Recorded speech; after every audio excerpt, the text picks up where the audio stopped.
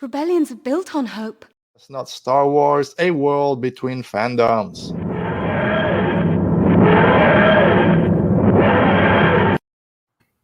You like that? I love that sound. Bob?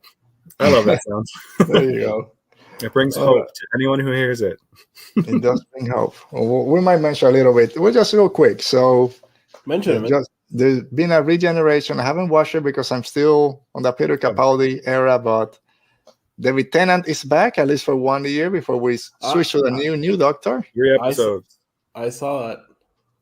Yeah, You watched it? Yeah. I loved it. I saw the clip. And even I was like, "Wait, what's going on?" I didn't watch the clip. I'll forget between now and when I get to it. I'll forget.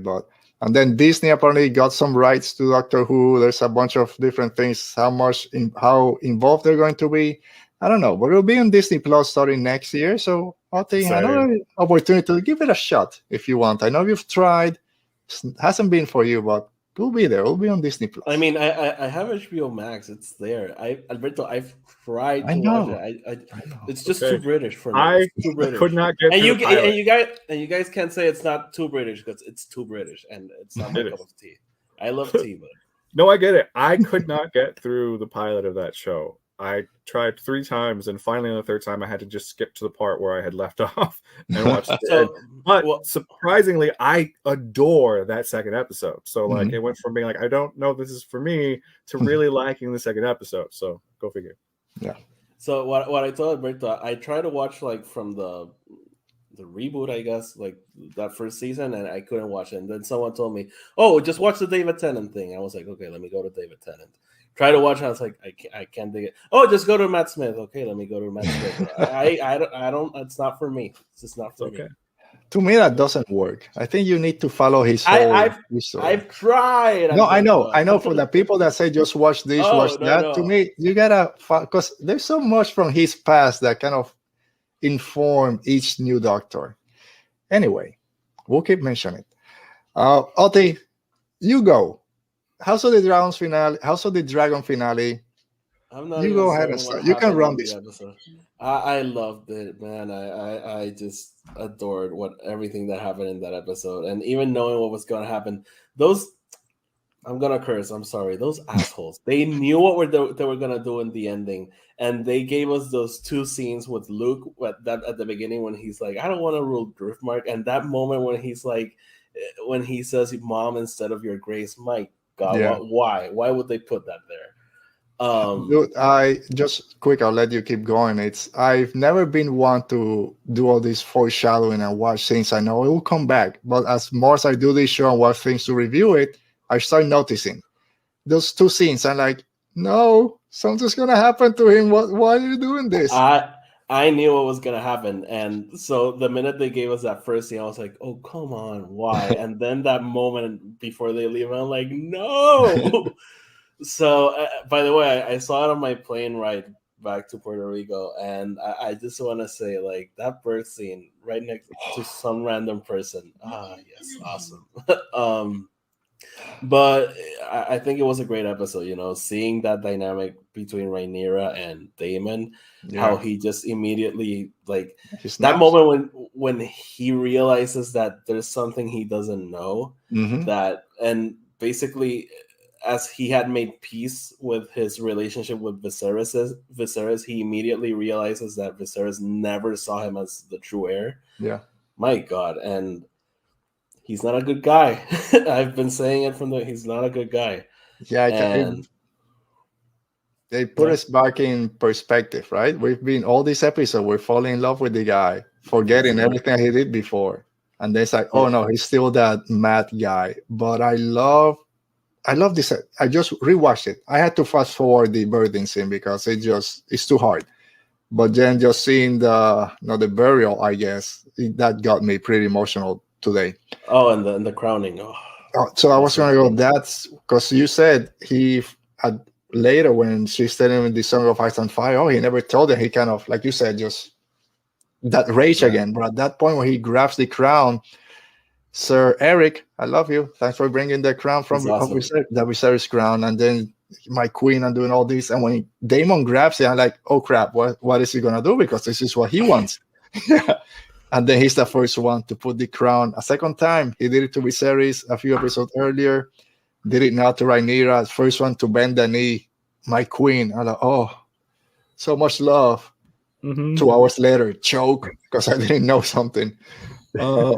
Buck, they have an interesting relationship. Like, I did still feel like they're such a great pairing, despite the abuse of the moment. And I hate to say that, I really do. Like, but like they're such a they good are team. Like, and it's so sad that he has this moment because you are reminded he's not a good person, and it is. We are seeing the beginning of the end of this house, and part of that is because obviously this. I mean, it has to be. I have never read the book, but my assumption is part of it has got to be because of Damon. Like, like there's definitely a flaw there. No. There's a flaw there. No, go ahead. No, I'm just gonna say from the beginning, it's interesting to see how both of them react to Viserys' death, right? Rhaenyra is kind of taken aback. My dad just died. What's gonna happen? And Daemon goes straight to those assholes. Just kill the king, took the throne. We gotta go in and start the war. Not only that, the first thing he does when he hears the news is grab the sword. The first thing he does, and goes like, "Why didn't you do anything about it?" Oh yeah, which is what everyone was on Twitter last week. Why didn't she burn him? But I was not happy with that. I was like, why would they do that? But I love how this episode recontextualizes that, because at that moment, not even that, Rhaenys is not even sure Rhaenyra should be queen. Yes, when she sees really her, trust her that much. That she comes around to that, but at that moment she's like, I don't know if she'd be any better. Yeah, it's this character of Rhaenys, which I didn't like the first couple of episodes, have really grown on me, the way this actor has played her. And yeah, that scene when she sees Rhaenyra taking control of everyone there, no, we're not going to start a war right now. We got to find out who our allies are and all this. And when she then meets with her husband, with the sea snake, it's kind of, that girl is the only one holding the empire together at this point, while everyone else is plotting war. Yeah. Great job. Mark, anything else that kind of stood out for you in this episode? I mean, I think it's sad that she starts and ends the episode by losing a child. Yeah. Like, I'm like, she's lost so much. And they did a really good job in this episode of showing you, like, she has lost so many things in just a short amount of time. And she tried to do what she thought was the right thing, and you screwed it up. You took one more thing from her. No, she's going to bring fire the next season. And she better bring fire the next season. You know what? I think the most tragic thing is that I really think that if that hadn't happened and Luke comes back and says, we don't have the Baratheons, maybe Rhaenyra goes like, you know what? They win. Like, we're not gonna go over this. And we have a happy ending. Damon, Aemon is the devil he is, and does what he does, even if it's accidental. Yeah. And I hate to say that I love the ending because poor Luke eats it, but he gets eaten.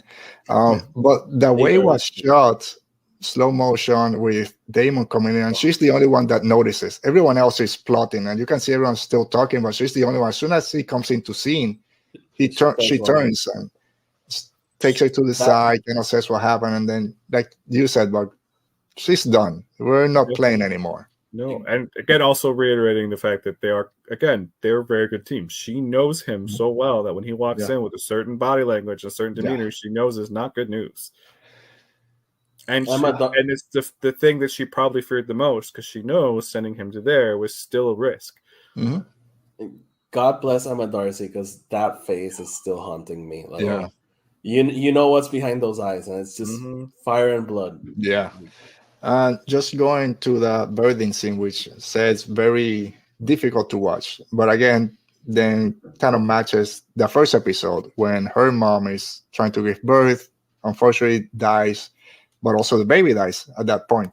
And we have very similar seeing it here.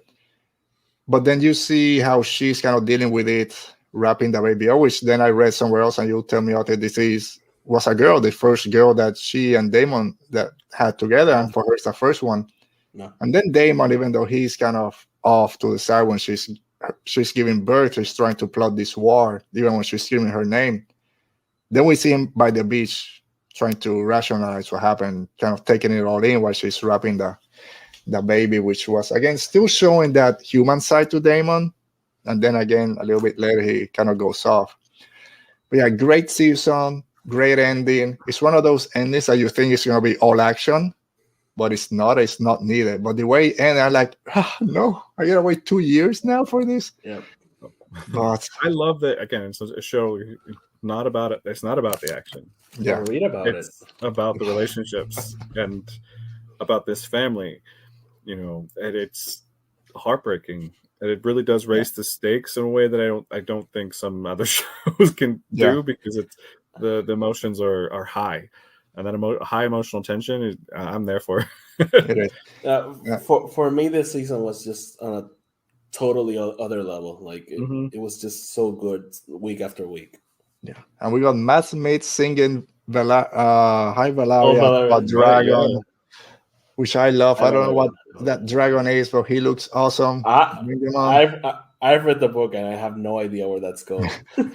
I don't care. Freaking old dinosaur Vega or Godzilla dragon can eat it. Yeah.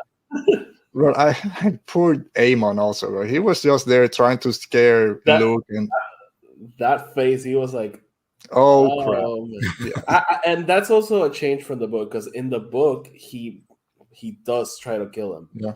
So I'm wondering if now he'll get to King's Landing and be like, "Yeah, I planned it all along." Just maybe confirming that villain arc of his. Maybe. And it's because already they know about it on Dragonstone. So who knows? How did they know already? Got some spy dragons just patrolling the skies. And I love every time now, because they have dragons. And we said the first time, Moti, if you have dragons, I'm going to love it. Every time something happens, Damon was patrol the sky. So put a dragon up there. It's like, oh, I wish I could just say that. Just, patrol the skies with a dragon. All right. So, yeah. House of the Dragon's over. Rings of Power's over. And they're still going on. But we'll find something else to talk about in A World Between Fandoms. Superman is back. We'll do that next at some point. He'll be back. He won't be the Witcher anymore, but he'll be Superman. All right. Yeah, they just tweeted out he won't be the Witcher anymore. Oh, wait. I was thinking about him being Superman, because I haven't felt like he's got a chance to play Superman. All right. He'll play the part. I trust James Gunn at least. So let's that whole he's now literally in charge, so we'll see. Yeah. All right. So with that, kind of bring an end to our show. Thank you to everyone in the chat. Thank you to our special guest, Buck. Thanks for being here. We'll see you again in a couple of weeks. Where can people find you out there? I'm on Instagram, Twitter, I guess, kind of a bit on TikTok, all at Highball2814. Talk about Star Wars, mostly about Star Wars. Lately, it's been Doctor Who, just because we had this regeneration episode, which was so good. And talk about comics when I, every now and again, I like fandoms, but that's kind of all you can find me. I don't have other podcasts or anything like that. All right. Well, thanks for joining us. We'll see you again in a couple of weeks, like we said, for the Star Wars trivia. You watch the movies, you're ready to go. So we'll see you there. Oti, people know where to find you. I'm here every week. Yeah. He's here every week, except when he's sick and not here. Yeah. All right. I'll be better next week, I swear. All right. We'll see. All right. Thank you to the chat, Dale, Mo, Nick, anyone else that was there. Sorry if I missed you, but thanks for joining us. So make sure you hit that like button. And I forgot to say, tomorrow marks the 10-year anniversary of Disney buying Lucasfilm, October 30, 2012. All right. So, Oti, maybe when we come back next year, we'll do an episode of our favorite things in these first 10 years of Disney Lucasfilm. Might be our first episode of the next season. Just a little foreshadowing for everyone out there. All right. So, again, thank you to Bob. Thank you to Oti. Thank you for everyone in the chat for joining us today. We'll see you next week with Roberto Venegas will be our guest. We'll see you then. Stay safe. Be safe. And may the force be with you.